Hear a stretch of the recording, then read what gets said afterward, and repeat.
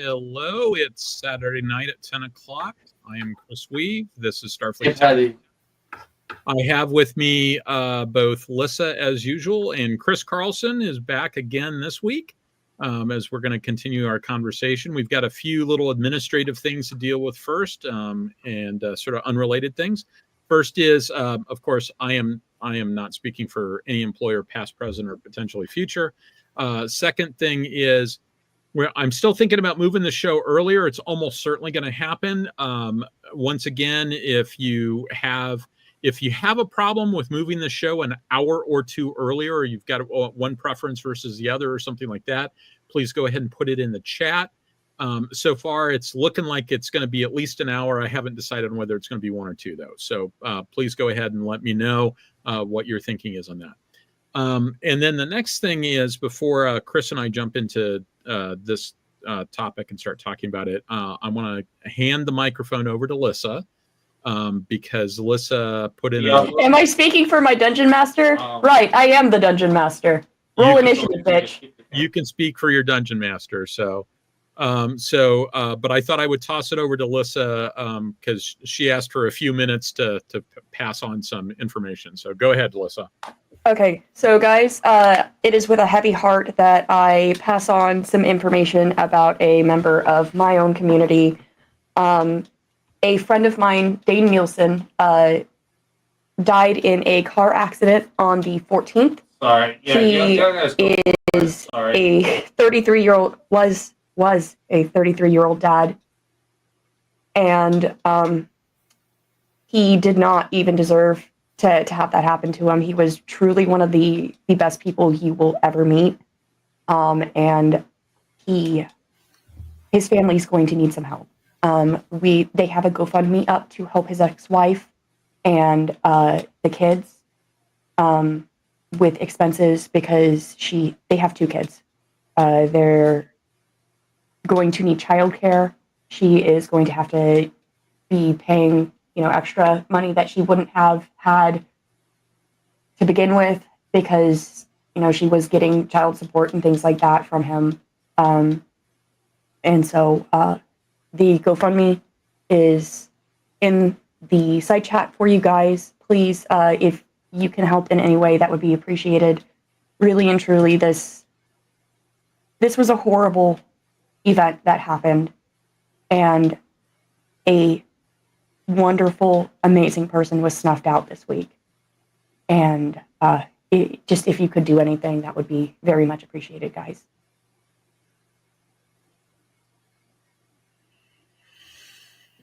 So, you never know what to say about situations like that. I know a lot of us are really hurting right now because even if you weren't super close with this person, Dane was just one of those people that really and truly shed happiness and light around him, even when he wasn't doing great himself. And so I really hope if you guys can help, that some of you will, because I know myself and others who weren't even close to him are hurting really badly. I can't even imagine how horribly his family is hurting right now, because that is no way someone should pass away. He was pronounced at the scene. So that doesn't usually happen. They usually wait till they go to the hospital to pronounce. So it must have been bad. Yeah. So, all right. Well. And that's okay, Olive. If you can just share that around too, that's helpful too. Yeah, please do. Please do. All right. I don't want to say thank you for that message because thank you is not quite. Thank you still the appropriate thing here, technically, socially speaking. So, but I'm sorry for your loss, and I'm sorry for the family's loss. So now let's get on to the important business of talking about starships. And large objects, the carriers of large objects, and all the rest. So let me take that off for just a second. So Chris, how are you? A little sore. A little sore. I spent the afternoon wrestling with a 12-foot Rudolph the Red-Nosed Reindeer Abominable Snowman blow-up in a fairly stiff wind. So why didn't you just wait for some time when it wasn't windy? Because looking at the predictions of the weather for the next week, I get rain on top of wind. Okay. So this was actually the best weather, Yeah. despite the fact it wasn't great. Yeah. Well, you do live in the frozen tundra, so that can happen. Yeah. But we got all the front yard stuff up. I haven't gotten the backyard stuff up because I live on a lake. So supposedly it's going to freeze. We provide some entertainment in the back. So he does indeed live on a lake. I have seen this lake with my own eyes. He's got a very nice house and a very nice little setup there. So maybe I'll even be able to come up and see all the decorations and stuff. Wear sunglasses. My neighbor's house can be viewed from space passively. Yeah, at the last job, I don't know when you were there, because I mean, between the time when Chris worked in this office and I worked in this office, we had 89% turnover. Yeah. And so by the time I got there and we all got down to Charlottesville, it turned into that the office really got into Christmas decorations. And so each division had their own theme, and there was a contest between the different divisions to see who had the best Christmas decorations. And we had one guy who thought that Christmas lights was the key to victory. And Stork and I and others encouraged him in this belief. And we encouraged him to go to Griswoldian type efforts to put as many Christmas lights up as we could. And the way the stanchions were set up for the cubicles, they were wrapped around the stanchions, and it sort of looked like multicolored glowing barbed wire. And we would just say, Brian, I don't think we got enough lights. We need more lights. We need more lights. You and were. And of course, the futures guys just beat us like a rented mule as a general rule. They were like creative, and they do all these nifty things, and they had some artistic ability, and it's like we were just like more lights. So it was fun. Okay, so tonight we're gonna talk about, we're gonna do the next article in this section of articles about that Mike Bosworth and some other people at the David Taylor Research Center, is what it was called at the time. Now it's Naval Surface Warfare Center, Carteret, in the David Taylor Model Basin there. So this is the place where they build models of ships to test their seaworthy capabilities. So they've got this big tank that they put it in. Have you ever been to the tank? Oh yeah, several times. Yeah, I've never been. I've seen pictures, and I always wanted to go see it. And Mark Campbell told me if I came over, he'd take me on a tour, but I never made it. I was for a while part of the surface ship vulnerability study. Oh, okay. And a lot of those were held out at Carteret. Okay. Yeah, I've always wanted to see that tank. It's very large. Who knows? Maybe someday I'll end up working for the Navy again. Yeah, it's possible. Bad penny always gets returned. Yeah, maybe very possible, actually. Maybe very, very possible. Very possible, yes. So in any event, we're going to talk about the next stage on this. And this actually, I got really actually kind of excited when I was going through and thinking about doing this one, because there's so much cool stuff in here. In fact, I made the comment to Chris earlier, I think, that this kind of works for surface navies, but everything in here like really works for science fiction space going navies. And so I'm really kind of excited about it because I think actually it perhaps works better if you're not doing it in surface Navy. So, well, you need to. You need so to, what you're saying is they future-proofed their book. Yes. Go ahead, Chris. But what you need to point out is the inefficiencies in the current way of doing business is politically driven. Yeah. There's no engineering reason why we can't do this. Yeah, there really isn't. There really isn't. And you could do there's multiple pieces of this you could do, because one of the pieces is just, design a fleet, right? Don't design individual ships. You'll do that later. Start off by designing a fleet.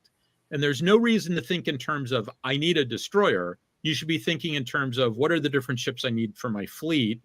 How do I bundle capabilities? Well, you could throw everything else in the study out and just do that part, right? But that's the part where it's like, yeah, we're never going to do that because we're just not. We're just not. Yeah, I will also point out, in his paper they had 7 shipyards. Yeah.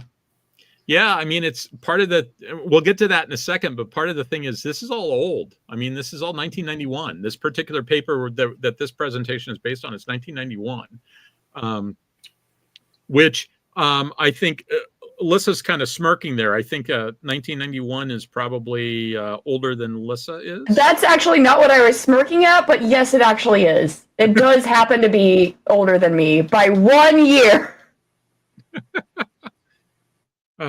So in any event, quick announcements. This is what the schedule looks like. Remember, no show next week. Bob Haranek and I are both who's always in the chat here. Bob and I are going to be at PhilCon, a science fiction convention, next week. And then the week after that is Thanksgiving. And I'm not exactly sure where I'm going to be on the 30th of November, but I do know that I will not have had time to put together a presentation in time. And I can't guarantee where I'm going to be. So I'm just going to declare victory, and I'll be back on the 7th of December. There's one more to talk about, this carriers of large objects thing, which is sort of the overall thing. I call this. The next one is the thing that you carry. This is all about the carrier. The next one is about the thing that you carry. So I pulled a lot of artwork that came directly out of this report. It's probably all government stuff, but I'm going to critique it anyway. I'm going to do all those things you need to do in order to be fair use. And it's probably also worth saying, because I haven't said it in a while, but I spent a lot of time at sea.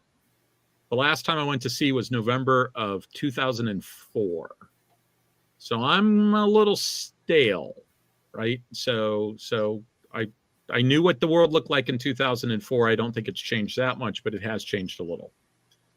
Okay, so last week we did the background and introduction, which was the 1989 paper. This time, this is the 1991 paper. I think I gave the citations last week. I can't remember if I have it in this one or not. I should, but there's a good chance that I don't actually. And I should also say, this is and this paper has 3 authors, not 2. And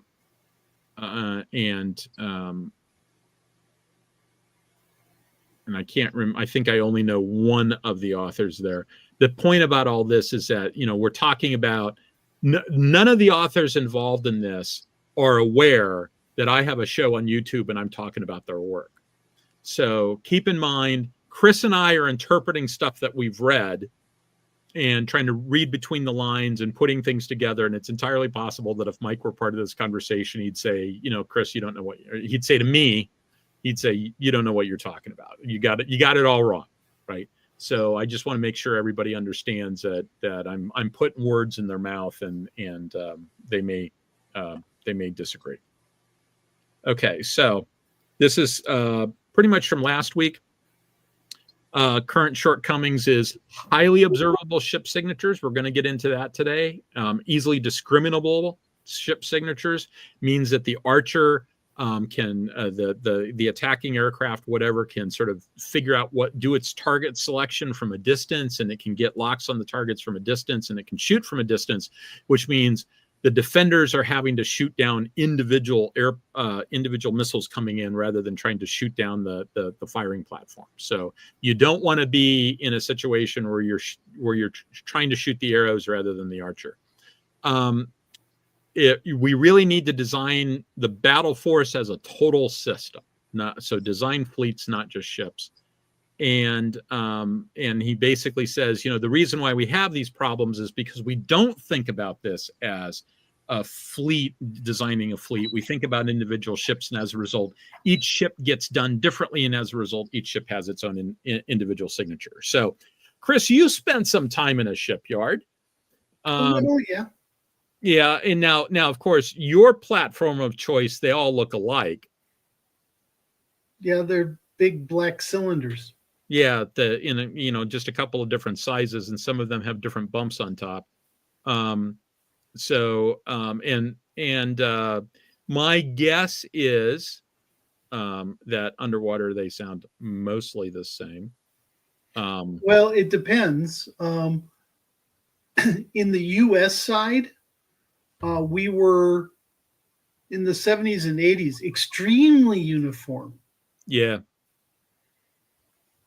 I said my guesses. I wasn't really guessing. We all used the same torpedo. The torpedo tubes are a little bit different, but not hugely so. Most of them, we all had the same reactor plant. From skipjack up through the end of the Sturgeon class, it was all S5W. So the engineering sections were remarkably similar. Where the changes came was in sound silencing. Yeah. Now, so in just broad general terms, I'm not talking about any particular country here when I say this. You've got a bunch of different sound sources when you're talking about submarines, and some of them are related to hull form, some of them are related to machinery, specific types of machinery. Some of them are related to operational patterns, right? Some people care about not making noise and not making particular types of noise more than others. So as Chris pointed out, they had the same gear. They had the signatures changed over time, not because the gear changed, but just because we got better at quieting it. That can happen. Yeah, so. But the larger pieces of machinery make more noise. Yeah, it's a function of overall horsepower. Not that it's horribly effective. Noise is a waste product of the whole propulsion aspect. But there are some pieces of kit where the frequencies just call out, "Oh, you're a U.S. boat." Yeah. Or you're a Soviet boat. After that, you get into things like certain pumps, certain flow noises, although that's speed dependent, start calling out the class.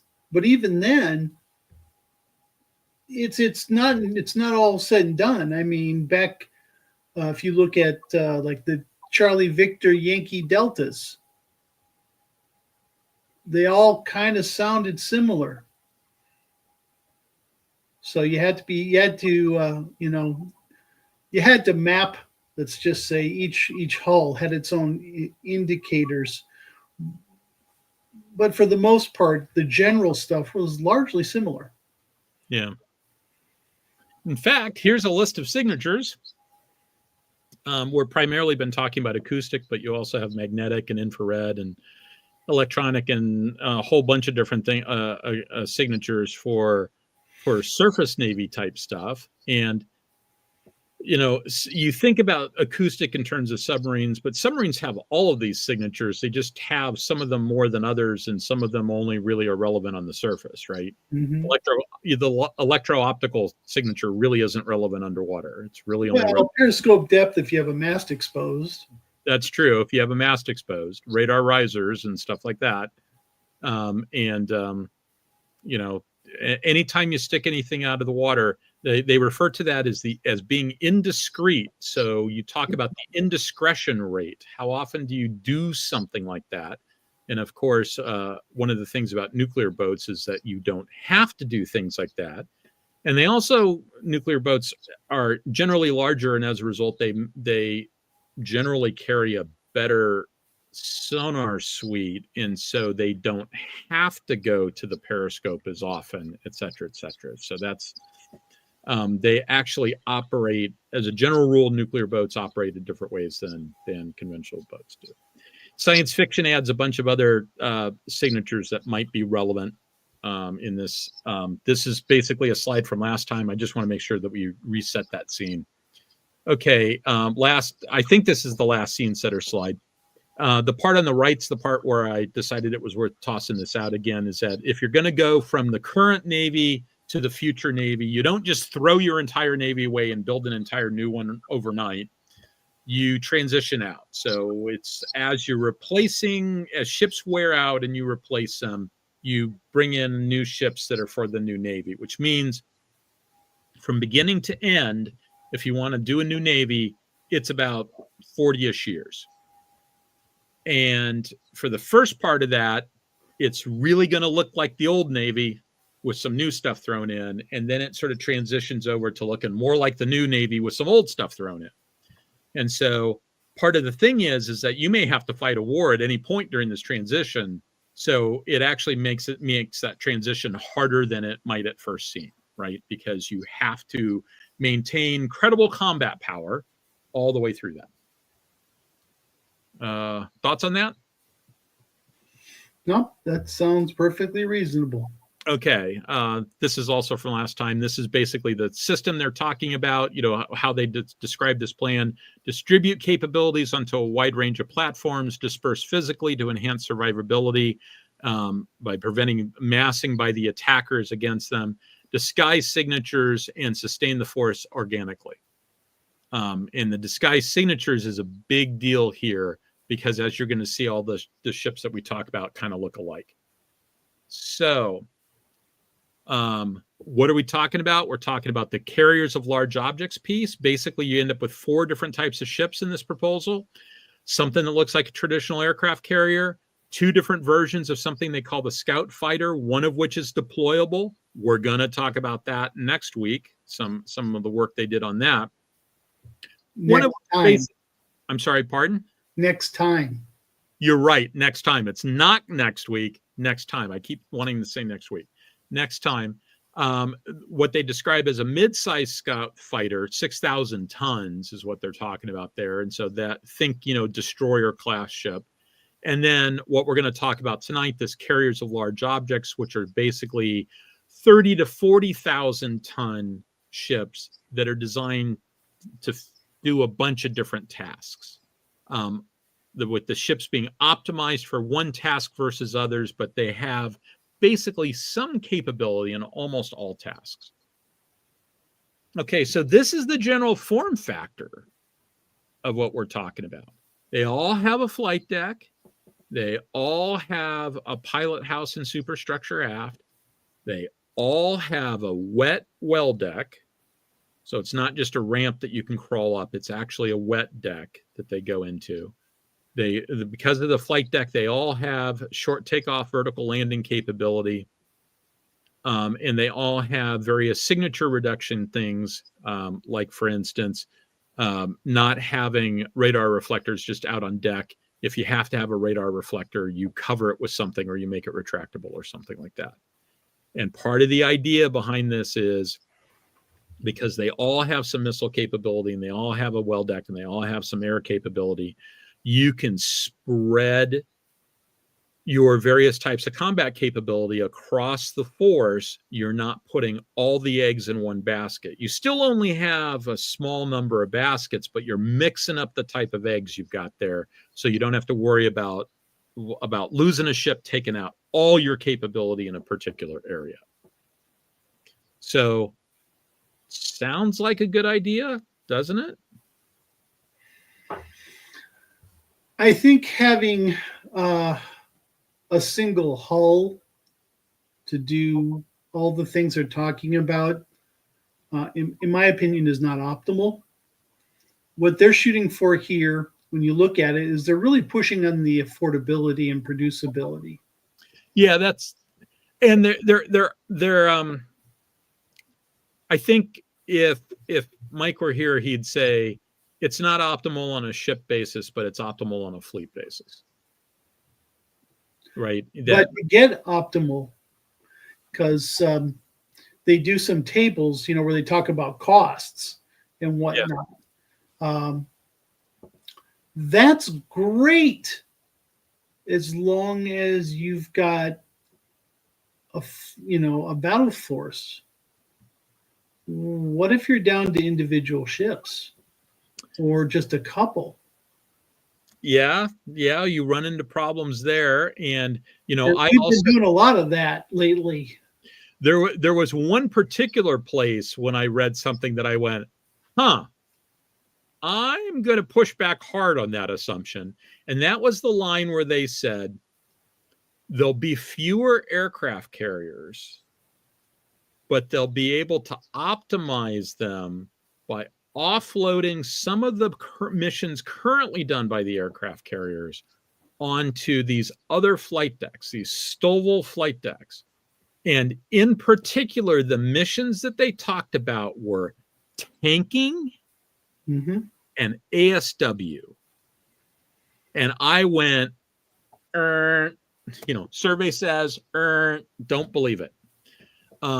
Tanking, as a general rule, requires catapults. It requires, so it's not short takeoff. It's certainly not vertical landing.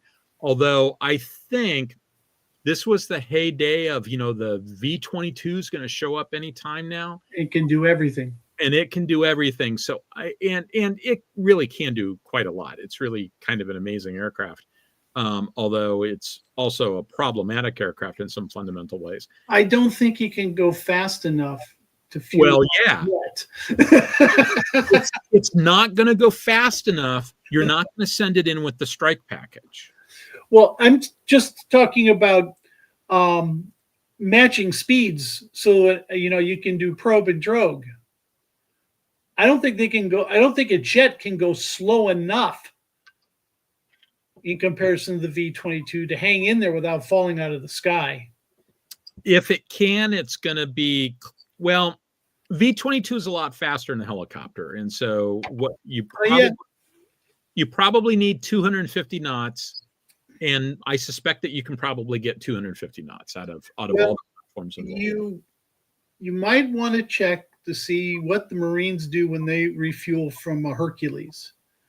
Because my understanding, this is a 4 turboprop aircraft. If I remember correctly, they have to go into a slight dive. Yeah, and to match the speed of an F-18. Didn't we refuel B-47s from B-29s? I know that they converted a bunch of B-29s or B-50s, which was the later on variant of the B-29. They converted a bunch of those into tankers, and they used them for a long time. And no shit, the procedure was start at high altitude and descend the entire time you're doing the refueling. And if you have to, disconnect and climb back up and do it again. Yeah. Your point that to carry any appreciable amount of fuel, a catapult really is something you need to look at. Yeah. And, even even S3s had a pretty short takeoff. The S3, what could the S3 do that no other carrier-based airplane could do? Well, the ASW part, but what else? It could take off from a carrier that was in port. Because of breakout scenarios, right? The most likely way you're going to get locked in port is to discover there's a submarine out there. So they specifically designed this thing. It's still got to have a catapult to do this, but it could be in a dead calm and they could launch that sucker. I love the S3. The S3s are so cool. I love the S3. So Bob says same diving maneuver to do the SR-71. Yeah, it's even SR-71s are even more complicated because SR-71s, as they took on fuel, had to light an afterburner. Only one. They couldn't light two. If they lit two, they were going too fast. But they had to light an afterburner to keep, because of the way that those engines work. There was a speed regime in the middle where they couldn't get to it. It was hard to get to. They could go really, really fast, or they could go fall out of the sky slow, but they had this hard time in the middle.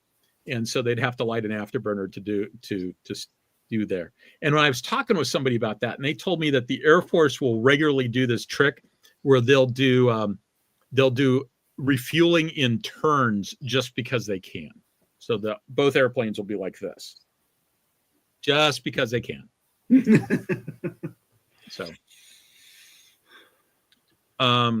So Wright asked, didn't we build KC-135Rs for the Blackbirds? I know that the Blackbird did not take the same fuel as other airplanes. It took JP8,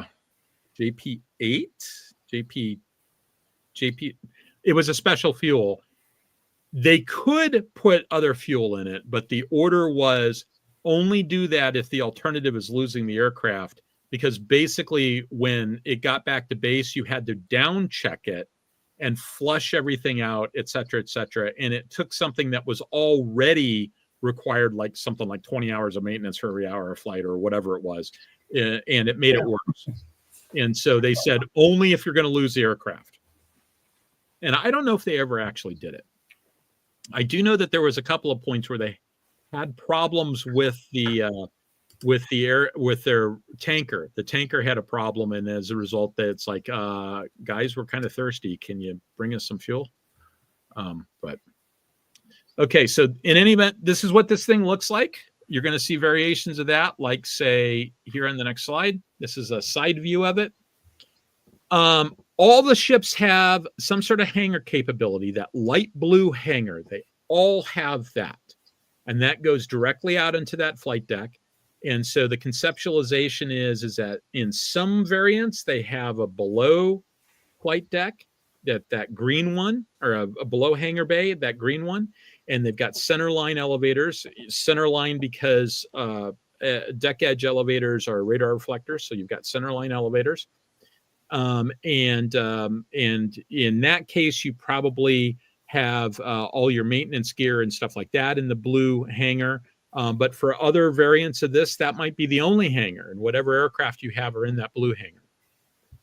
That green deck can be either a hangar deck or a vehicle deck, depending upon what you're talking about. And that well deck can be longer than that. Basically, they talk about they mention specifically 90, 180, or 360 feet. I'm sure they just accidentally left out 270. And the reason why I say that is those are LCAC lengths. And they specifically talk about the well deck will be in increments of LCACs. Now, you might notice that there's machinery spaces and stuff there. The article's a little inconsistent. Chris pointed out to me earlier that it said that they've all got the same internal layout for the machinery spaces and engineering spaces. Someplace else it says they'll adjust accordingly, and so they wouldn't all have the same layout. And so some of them would have a longer well deck and be slower as a result of that. So unclear exactly what their thinking is on that. So I suspect they just shift the engine rooms around. yeah, it might be. Shift them, like they all three shift forward a couple of compartments where you can. Or they take the last one and put it up front. Yeah, so that you got to be careful with your balance. Yeah. Your engineering spaces tend to be very heavy. Yep. Got to be careful with the balance and stuff like that. So, I mean, the interesting thing about this is that about this entire proposal, right? Because they're talking about airplanes and stuff like that and a few other things. But the thing that these guys do for a living was design ships. So I'm reasonably confident, and this is back in the days when the Navy actually designed ships as opposed to just asking somebody else to design one for them. So I'm reasonably confident that in terms of all that engineering stuff, even if they did not communicate it to us adequately, that they've got a handle on all that type of stuff. And it's important to note that although they don't show it, my suspicion is they're using azipods for the propulsion motor, because I don't see a lot of consistency for shaft lines. The comment was that the early ones would use skegs. Right. The latter ones, later models would probably have something else, and azipods was one of the ones that are mentioned. So an azipod, for those who don't know, is a podded propulsor. Basically, the engine is in a pod, and instead of having a rudder that's behind the propeller, and you just turn the entire engine pod, and you don't need a rudder because you're turning the engine. And cruise ships use them. They're very good for maneuverability. They lose something at higher speeds, though. And so the Navy has looked at them because they're fantastic for maneuverability. The Navy has looked at them, but has never been willing to actually do them for a bunch of different reasons. Usually the argument you get from them is survivability. Yeah. That the propulsion plant is way too vulnerable hanging out there in the breeze, and it increases navigation draft. Yeah. In fact, they actually specifically talk about, in one of the things we're going to talk about next week, they talk about how there's an option for a carried craft we're going to talk about next week that actually extends down below the hull. They basically cut a slot in the hull, and the comment is that stuff dragging down below isn't going to cause any other navigational draft issues, because there's already a bunch of stuff hanging down low causing navigational draft issues, so that won't cause any new ones. So all that stuff, it becomes problematic. And it's not, one of the things that people should be aware of, it's not just this idea that I might bang something on the seafloor. There's also, the closer you get to the seafloor, the more likely you are to have some sort of interaction with the seafloor. And that can just be like creating a suction. So you want to keep all your stuff away from the seafloor. You just do. And that's actually one of the things you run into, like for one of the battleship trials for one of the Iowa class, I think it was New Jersey, it reportedly has the fastest speed run, and they did it in Chesapeake Bay. And the thing is, Chesapeake Bay was a particularly good place to do a high-speed run. Well, the reason why is it's deep enough that you don't have to worry about bad interactions with the seafloor, but it's close enough that you kind of get a push off the seafloor. And so you can actually go faster than in water like that than you could in either shallow water or really deep water. Now, I will note for the record that the total amount of ship handling experience I have, rounded up to the nearest 100, is 0. So I am basing all this on the wisdom of others. So Andy Presby tried to say something to me about ship handling, and I said, submarine doesn't count. Doesn't count. Can't do anything without a tug. Doesn't count. Oh, man, that's not true. No, it's not. It's not true. It's not true. It's much harder without a tug, but it's not impossible. Yeah, I mean, the problem you run into is having two screws helps a lot. If you've got two screws, you can sort of move sideways. Peter Gold says, let me try that again. Peter Gold says, Azipods will make consistent engine spaces easier. They're all electric, so you're just dealing with electrical generation and distribution. So, yeah. And that's the big thing, Peter, is that all of these are supposed to be using integrated electric propulsion. Yeah. Which, to point out, we've only got 3 ships with that right now. Yeah, and back in 1991, this was kind of a bold move. Mm-hmm. There's a lot of bold moves here, and when I asked Mike about this at one point, we were at a war game together, and I asked him about this, and he said we didn't think the Navy was going to do any of this stuff. We just wanted to sort of put it all on the table and make them think about it a little bit. It was about starting a conversation. So in any event, here's 3 different versions of it. And as you can see, they all look exactly the same from the outside, but the insides look a little different. Different lengths of hangar, different lengths of well deck. The amphibious version has a vehicle deck instead of that lower hangar bay. The idea is that from a distance, they all kind of look the same. Now, they don't have the support ship version here. Support ship is for autonomous vehicles to be named later. Because remember, 1991, there isn't any autonomous vehicles. This is pre-LCS.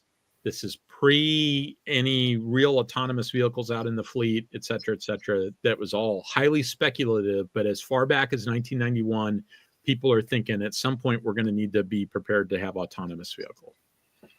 And so basically all these ships look the same from the outside.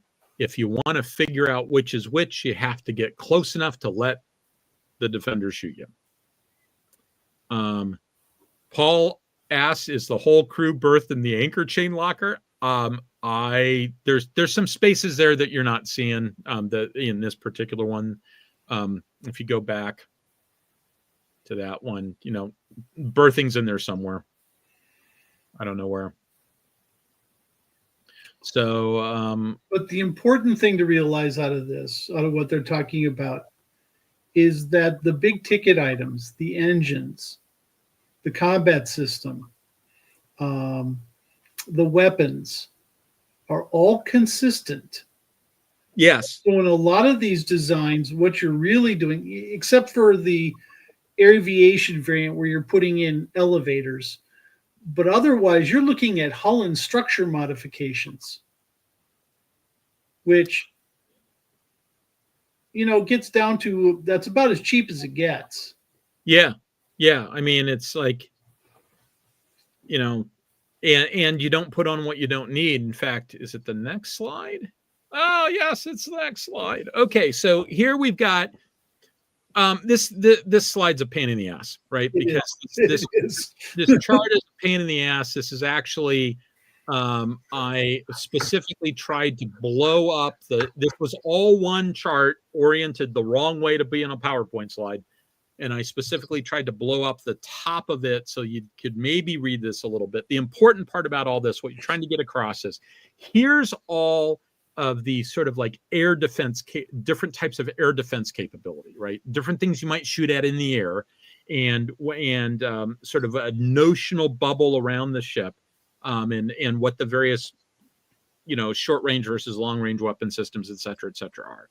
And then you've got a bunch of different variants over here, and it tells you what is going to be installed by default, what could optionally be put on, and what you might have a certain capability that you carry in the well deck, and you deploy it out of the well deck. Like they talk about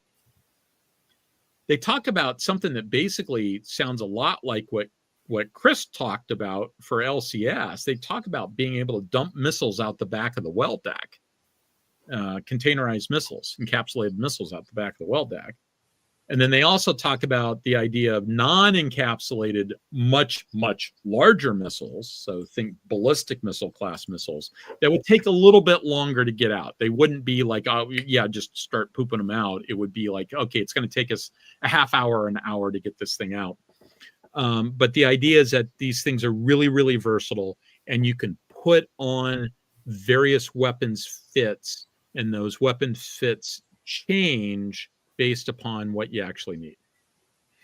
Although they do point out that every large CDM variant has at least 64 VLS cells.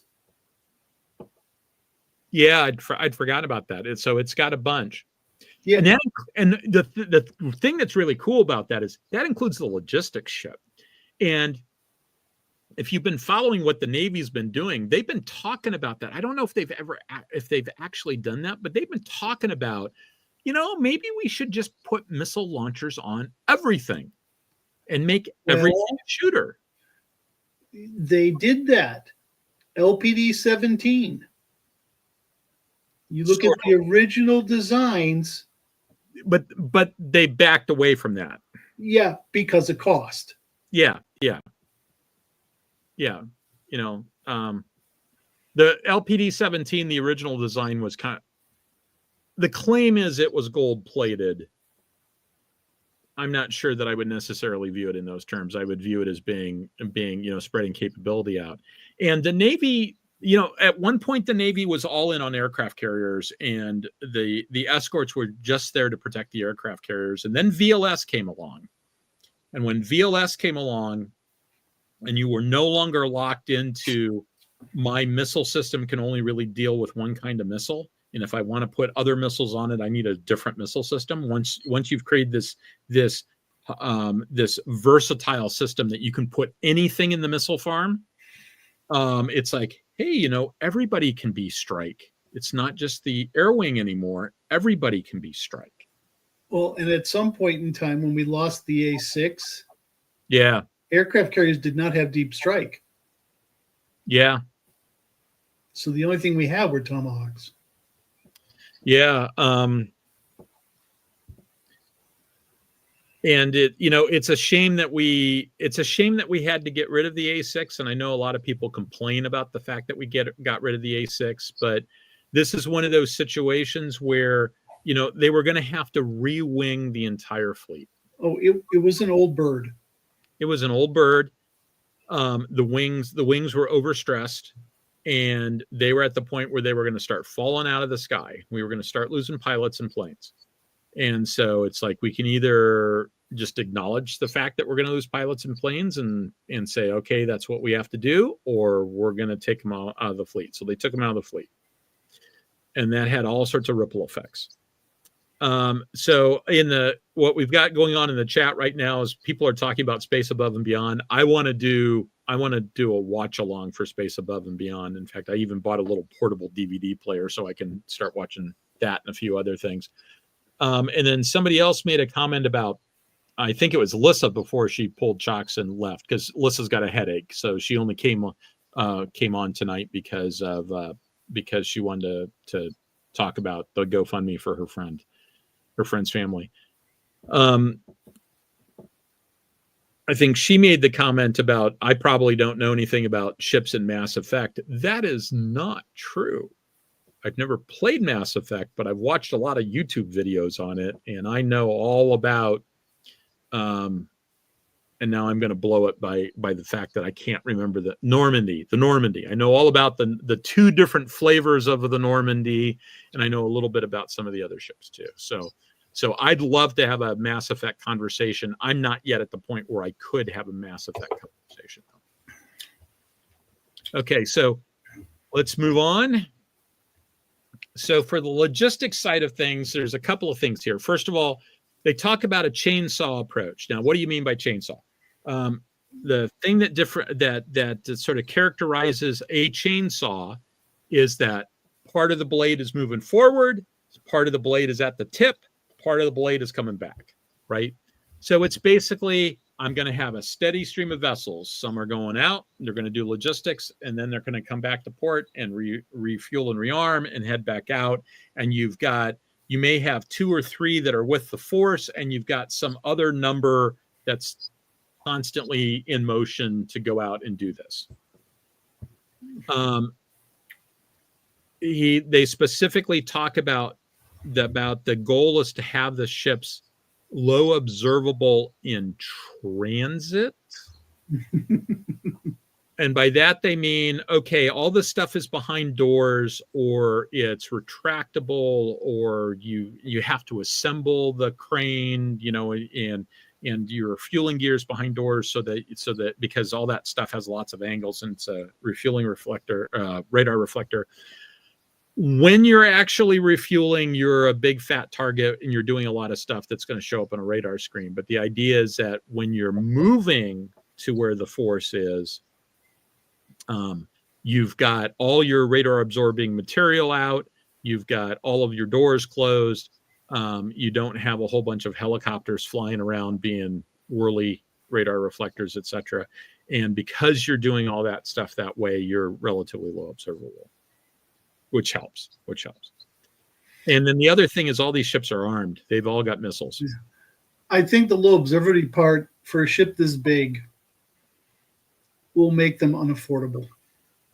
Could be. Because they get them down. Yeah. So you can't distinguish it. I'm not entirely sure. You can't distinguish a logistics ship from a carrier ship, or you can't distinguish the CDM from a 6,000-ton scout fighter. No, I think it was you can't differentiate between the various versions of CDM. Well, see, but that's where the low observable transit throws a monkey wrench in that. I don't know I don't think they ever defined a radar cross-section in this. No, they didn't. And I would also say if you're in transit and you're moving at any appreciable speed, for us, evil, nasty bubbleheads, you're making a lot of noise. Yeah, probably. Well, I think the impression I got was that radar, they were more worried about radar than they were acoustics. Yeah, which I'm not sure that's a good approach. But once you start putting shaping to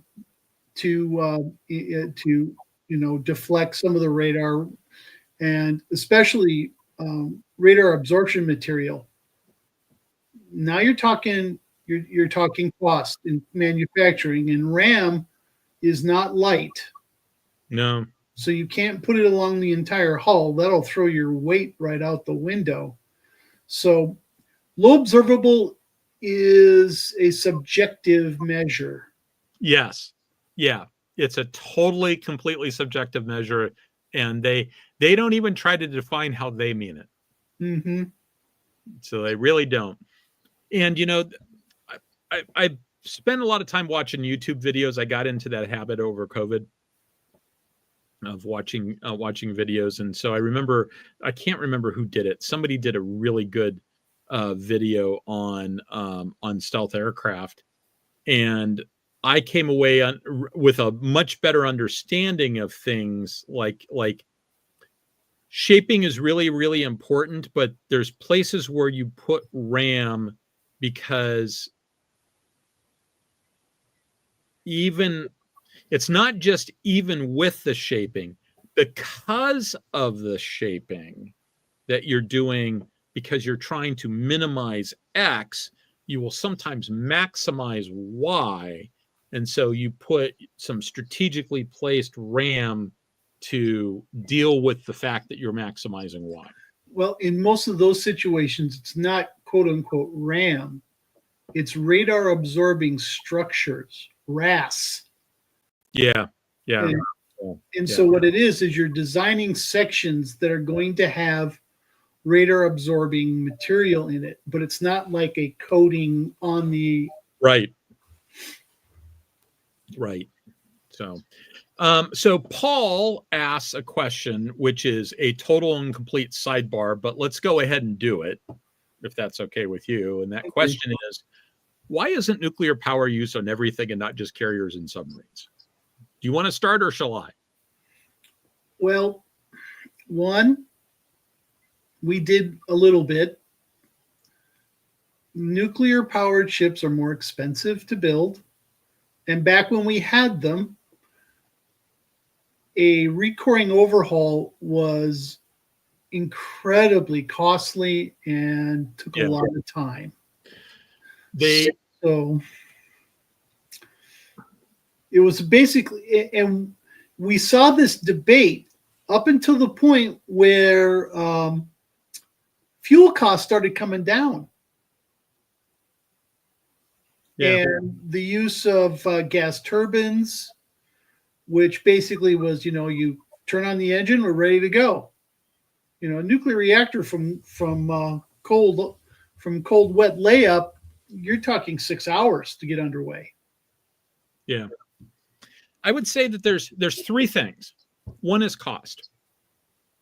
They're more expensive to build. They're more expensive to crew because the crew has a much higher skill set. They have a much more expensive shore requirement. And so even if you already have to have the capability, you have to have additional capacity if you've got more ships. They're more expensive to dispose of. So they're just across the board. Yep. They're more expensive. The second thing is more expensive to make, maintain, and get rid of. Yeah. The second thing is reactors on surface vessels smaller than carriers take up a lot of space. They're not as space efficient as some of these other things. Now you can make the argument I don't have to carry the fuel. Okay, maybe that's part of that. But basically, when push comes to shove, it limits like where you can put magazines and stuff like that. Less of an issue with VLS. But there are some trade-offs there, and the trade-offs were not in favor of the nuclear reactors. The third thing is just that it's not as useful as you might think, because it's easy to look at it and go, okay, so if I've got an all-nuclear battle group, I don't need to unrep as often, right? Well, no, that's not right. And the reason why it's not right is because I still have airplanes. And as long as I've got airplanes, if you look at the graphs for the amount of underway replenishment you have to do for a carrier battle group or a carrier strike group, it is dominated by the air wing. Yep. Totally and completely dominated by the air wing. So the difference between an all-nuclear battle group and an all-conventional battle group is not much in terms of the amount of logistics support that it needs. Yeah, in the late 1990s, there was serious discussion about why do we need nuclear carriers? Yeah. And one of the arguments the Navy made is that, well, it doesn't have to refuel as much. Well, GAO took that and in a 1998 study showed that conventional aircraft carriers and nuclear aircraft carriers had the exact same unrep scheduling because it was driven by the air wing, both in terms of fuel and ordnance. Yeah. Now, the thing is, what nuclear power does get you is a higher speed, faster acceleration for things like carriers. For submarines, it gets you the ability to stay underwater for long periods of time and do high-speed underwater travel. So it's really critical for submarines if you want to have high-speed submarines going long distances. For aircraft carriers, I think it's less clear-cut, but aircraft carriers are so big that you don't pay the penalty that you would for a nuclear plant in the same way that you would on like a cruiser or something like that. So now I will stipulate for the record, I don't like this answer. I really don't like this answer. I would love to have an all-nuclear battle group. I would totally love an all-nuclear battle group. Well, the maintenance aspect has largely been taken care of with life of ship cores. Yeah, that helps it a lot when you don't have to. But it means you have to keep an eye out and really keep firm track of deployments and scheduling, because you can't refuel, or you're not going to refuel. Yeah. And so you got to be careful on how you spend that core.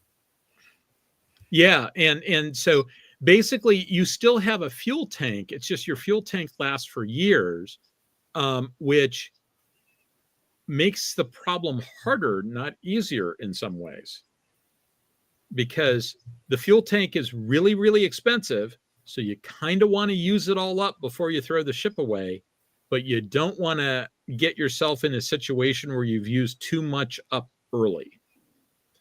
And so the entire tracking of, what is it, reactor full power hours, is that effective full power hours? Effective full power hours. The tracking of effective full power hours is a big deal for anything that has a reactor. So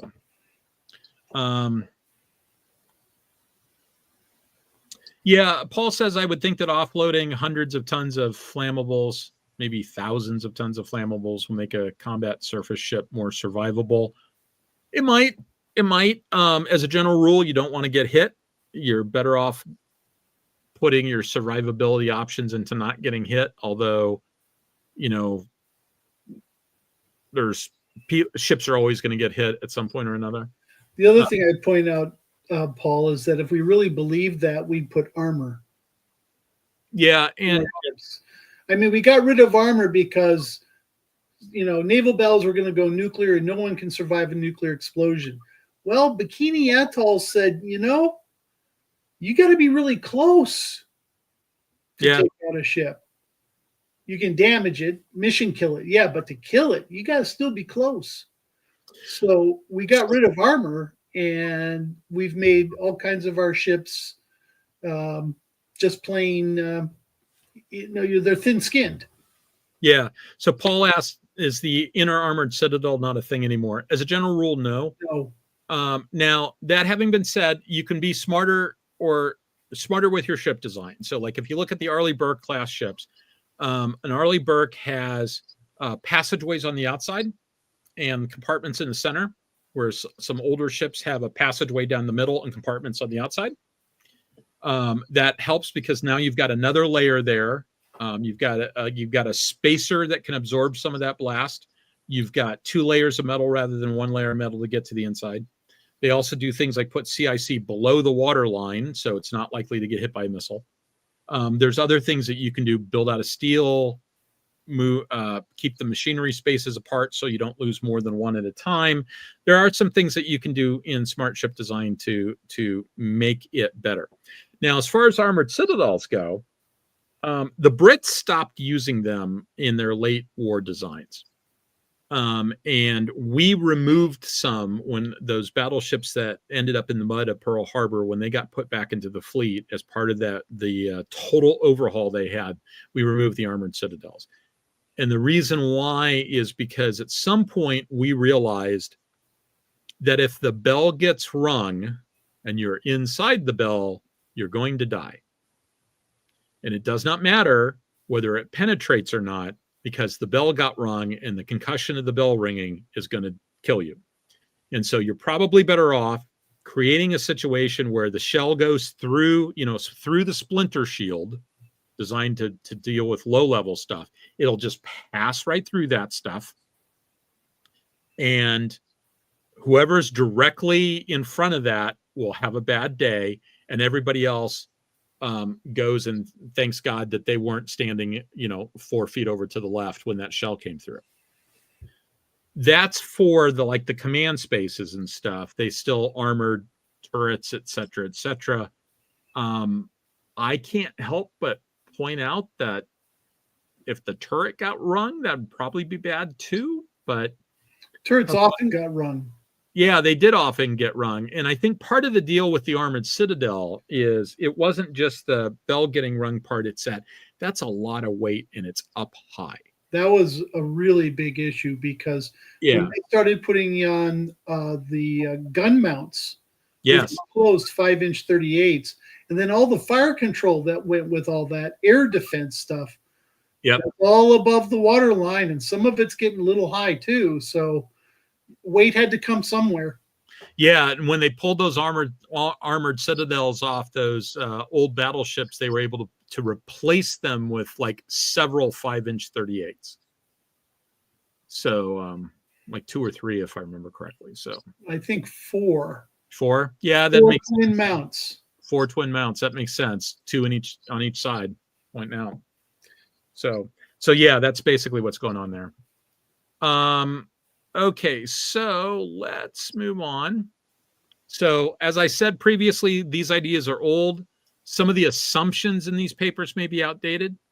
And there's a few places I know where it's like in the next episode, there's a place where they said, hey, we didn't do a study on this. This is just, one of the authors had some experience in some of these and did some reading on some of the others. And it's just sort of our back of the envelope estimation about relative capability between different design types. This is basically, think of it as a bog set.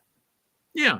Print with the notes taken and put into a formal paper. You had several guys sitting around a table talking and thinking. That's the extent of these papers. And doing some calculation. I don't want to make it. Yeah, there's some going on there, but I mean, you want to talk about, nothing more than, well, group 1 should be about like this, and yeah, if we go electric, group 2 is maybe this, and and it's they were pulling from some other studies, and they had some models and stuff going on there. Yeah. So it's a little bit more than that. But the important part about all this is that this was a relatively small effort. This wasn't, if you actually sit down and have to build the ship, you end up with a lot better answer than if you're just sort of doing a feasibility study. It gets messy. Yeah. And so I already talked about being skeptical about what you could do with a Stovall aircraft coming off the front of one of these CDMs. Maybe V-22 could take up some of the slack, but not there.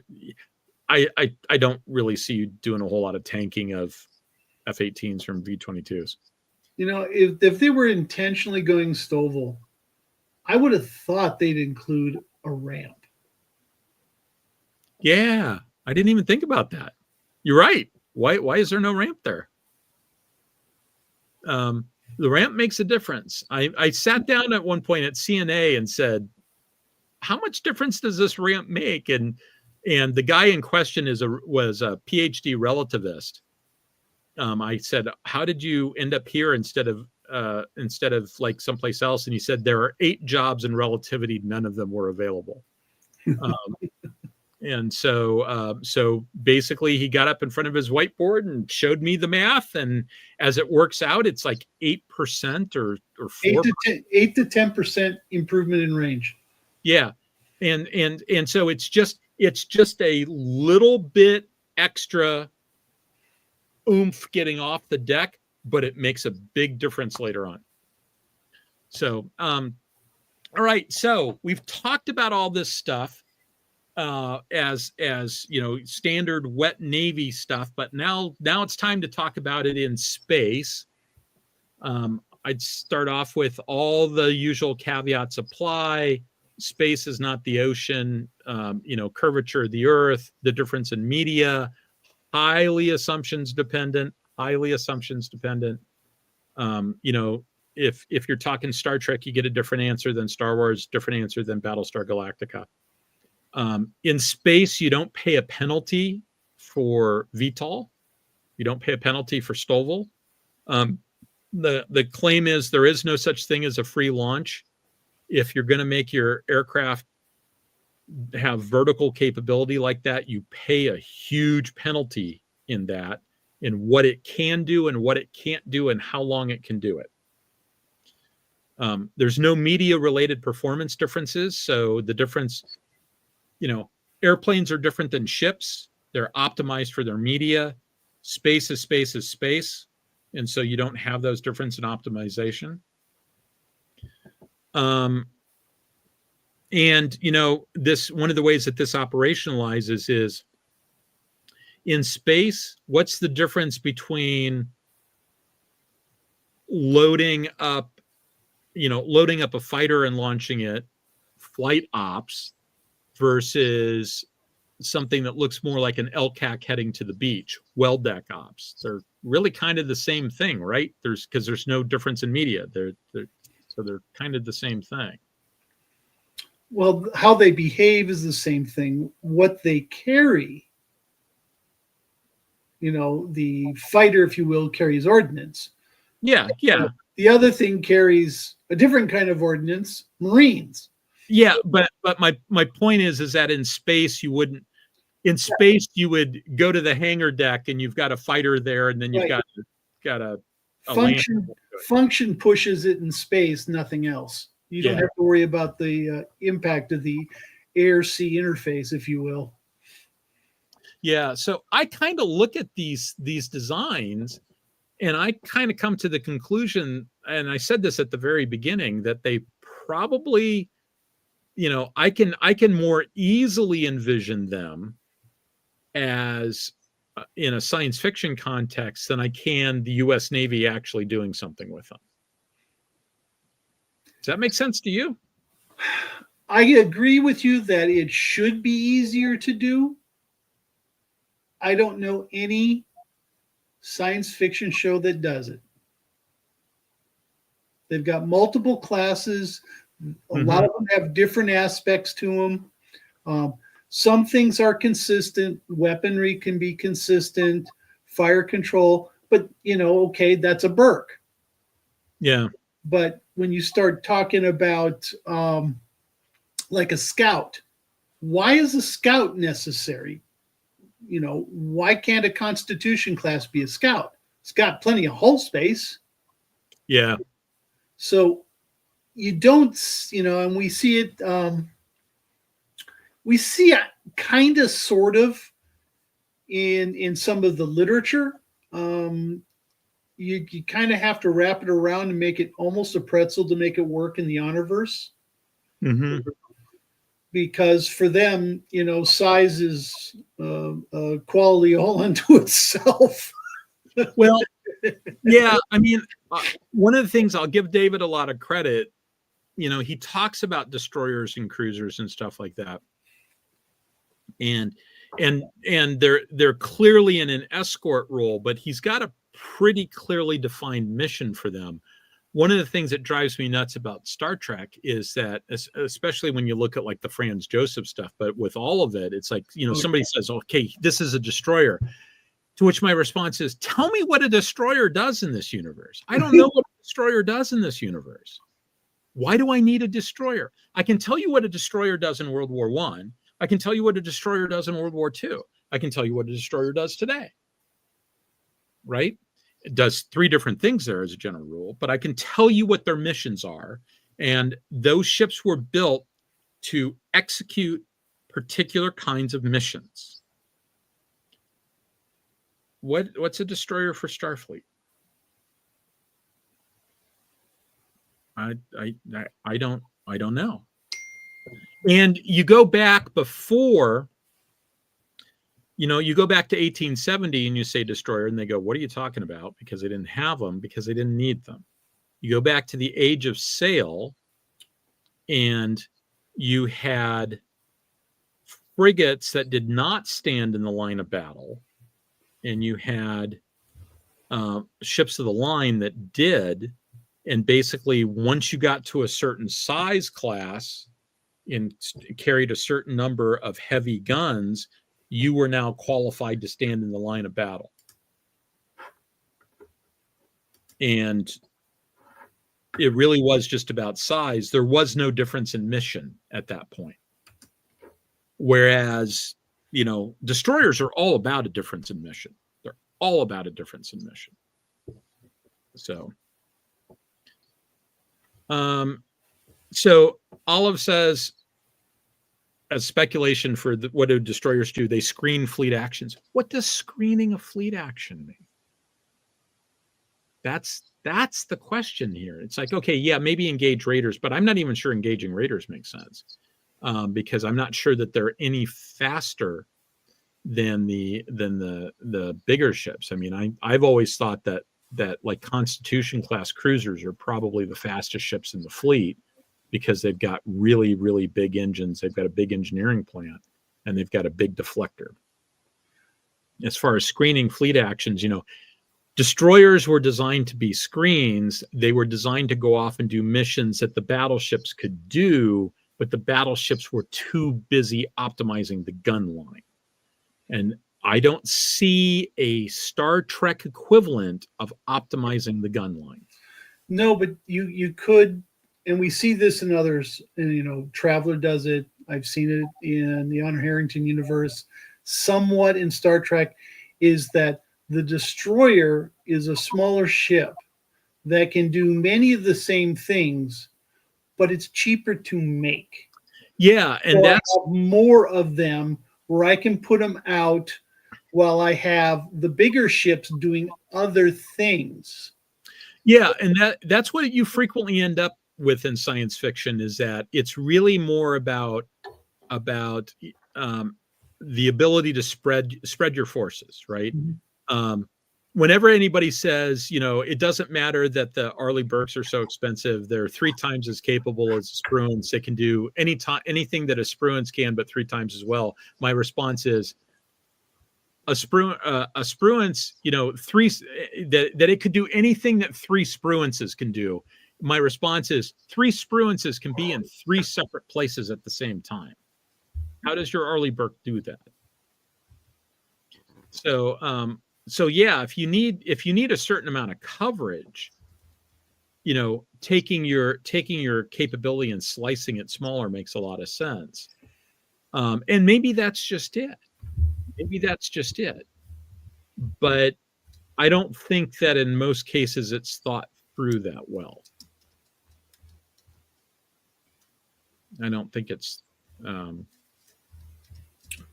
now, Paul makes the comment that the destroyers are there to make sure there's enough warp-capable hulls to train up incoming ship captains.